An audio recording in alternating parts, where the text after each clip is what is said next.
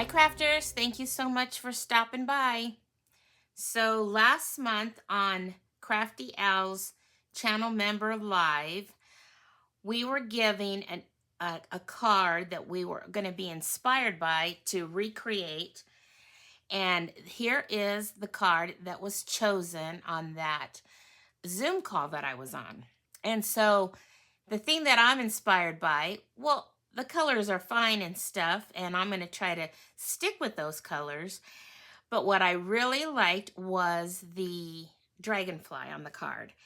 And so I got the Gummy Pan Easter kit and this year. And so in that, there was a dragonfly, and that's the one I want to use. But I want to show you that here is how I decided to store my dies and stuff from kits like that have a lot of different dies and stuff. Crafty Al always shows this magnetic kind of book that she has, but that is no longer available to get. So I went out searching for something that would work for me, and I fell in love with this binder. First of all, because it comes in colors. So I got this one and this color. And what I like about it is it's all contained, and it comes with the sleeves, it comes with the magnets inside, and it's in this cute little binder. So that's what I decided to store all the dies that I got from my Gummy Pan Easter bundle that I got. So if you're interested in these binders, I will go ahead and put my affiliate link in the description box if this is something that might be of interest to you. I just think they're lovely. And I think what I'm going to do is some of my other dies that I use a lot of, like different shapes and stuff, I'm going to put them here so that they're all handy and close to me. So anyway, back to the card. So this is the dragonfly that I want to use. And I want to try this technique that when I was watching several people's videos, and I think it was Christine Stokes, if I remember right, she had one that I really wanted to try using this dragonfly. And so that's what I'm going to try to attempt to do on my card. So let's go ahead and get started. Okay, so the technique that I saw was she die cut the dragonfly with copy paper. So I'm just going to go ahead and get me a little piece here of copy paper so that I can go ahead and die cut my dragonfly. And then I decided that I wanted to use one of the papers in this Thoughtful Journey, because it kind of does all that work that other cards look like. And I really like this one because it has some of the blues in it, like our inspiration piece did. But then it also just has that look of somewhere you might see a dragonfly flying around. So this is the paper that I am going to use. Not quite sure yet what my card's going to look like, but this is the paper I want to use. So for now, I want to just focus on how to do the technique that I saw with copy paper. So I'm going to go ahead and go die cut this out and then come back and I'll start doing what I learned from that video and see how it turns out. Okay, so what I would suggest if you do this with this dragonfly, because the copy paper is so delicate, I would probably put a shim or something because I had to really poke out some of those things and use my paper snips because it didn't cut very well. So I probably should have used a shim. But I think I got it good enough. You can still tell it's a dragonfly. And so now what I'm going to do is I'm going to start coloring it with my Stampin' Blends. And I pulled in some colors that's in this paper. And I think I want to not only use this side, but I want to use some of this side as well. So that's why I pulled in the light Blackberry Bliss.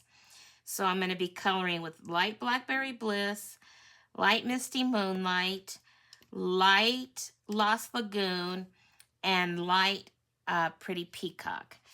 And so I'm going to go ahead and start to color this, and I'll just kind of speed it up because I'm going to be adding, I think what I'm going to do is start with the Misty Moonlight on the body and the hand, I don't know if they're hands on the dragonfly, what they call them. And then I'm just going to keep adding some different colors, and probably on the tips do the light Blackberry Bliss. So and then I can go over it to do some blending, but you got to be careful because it's copy paper, so you got to be gentle when you're doing your coloring. So I'll just do my coloring and I'll speed up the video, and then we'll come back and see what it looks like when I'm done.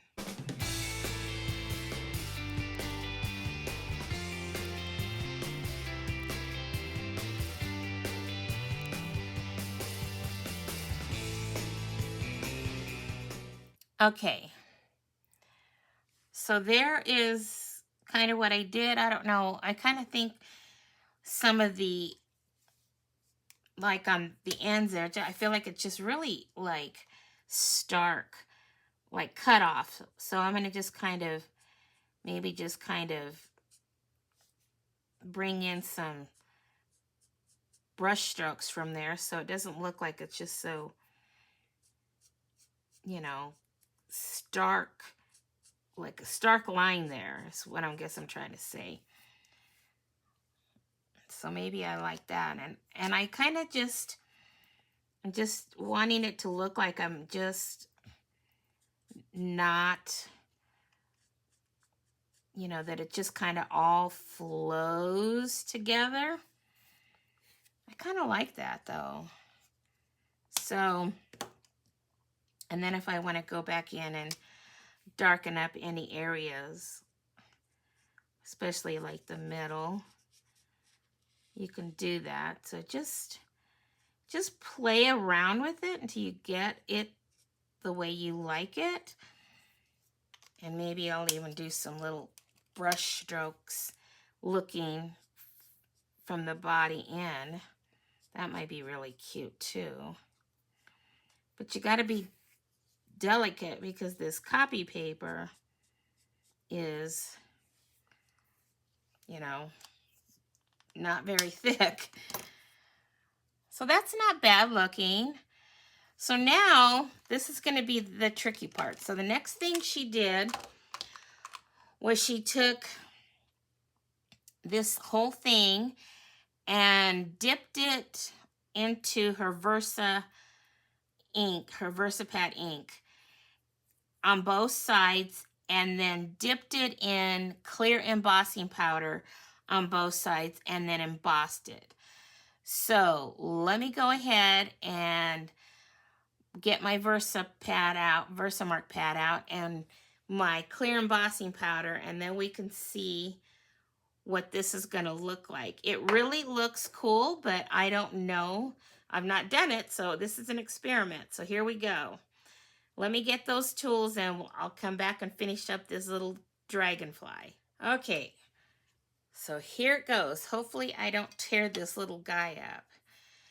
So I'm going to just do what she did. She just kind of dipped it into the Versamark ink pad here. Or that's what it's called, Versamark, yeah. And then she did it on both sides. I guess what I could do is just, do one side at a time, but we're going to try it like this and see what happens. So now I'm going to put some clear embossing powder over it. And this is what's so cool, because because it's copy paper, and then we're doing this, it makes it look translucent once you melt the clear embossing powder. I just loved the look. So hopefully mine's going to look like that. But you know, you won't know unless you try, right? So what I'm going to do, so that I don't use my fingers to take off the embossing powder, just going to pull in my tweezers here and kind of shake it off there a little. So now, let me move this out of the way, because I'm liable to, when I get the heat gun out, I'm liable to blow it everywhere, which that's still possible. I probably should have moved it farther. Okay, what I'm going to do is cover my thing here, my Versamark, and I'm going to heat this up, and I'm going to do that off camera because I don't want all the noise from the embossing gun. But then I'll come back and show you what it looks like. Okay, so here it is, and it's not as, I don't know if I didn't get enough Versamark ink on there. So I'm going to try to dip it in again, because it's not shiny everywhere. I mean, this is a good look, and this would work, I guess.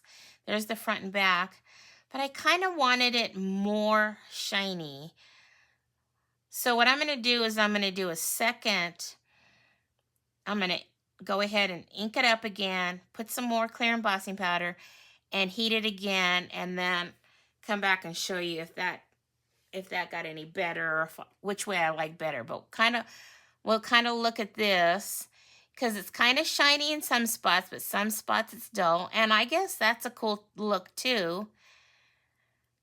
So I don't know, I kind of like it, but I'm going to go ahead and try it again, and then we'll see what that looks like. Okay, I'll be back. Okay, I definitely like it better with more embossing powder on it. I love it a lot better. But it's really hard to like, so like when you're putting the heat to it, you know, it's moving all over. So I went to go lay it down, and then it kind of got on my, it's because, you know, the embossing powder is still hot and gooey. So it's a challenge. So like there might be, this is the back side, so I'm not going to really worry about it. But see, what it did is it kind of took up that shininess. But since that's the back side and I'm going to be gluing that down, I'm not worried about it. But the front side looks pretty good. I like that a lot. So now I'm going to clean up my mess and try to get it on a card and come back and show you what I did for my card. Okay, be back in a minute. Okay, so remember I told you I was going to use this paper? Well, I changed my mind. See, that's how it goes. Since I didn't have a plan, I started working on my card and changed my plan. So I'll show you what I ended up doing. But I ended up pulling in my Spotlight on Nature dies. And here is the card. And so I used that die to die cut out that paper.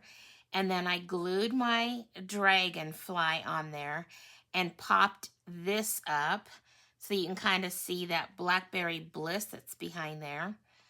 And I did my card base in Pretty Peacock, stamped my sentiment that I got from Pansy Patch. I got that happy birthday from there and stamped it in Blackberry Bliss. And then the part that I cut off of this designer paper on the front to make it fit, I just put that on the inside. And then my wishing you a lifetime of God's blessings comes from May's stamp set that I have. I don't know if I don't know if her stuff has names on them or not. But anyway, that's from May. So anyway, there is my card, and I think it turned out cute, and I really like trying that new technique with that copy paper. Okay, well, hope you enjoyed this card, this technique, and this video. And if you did, you can show me your joy by giving it a thumbs up. Okay, until my next video, have fun crafting, everyone. And remember, choose joy, and may God bless you all. Bye-bye.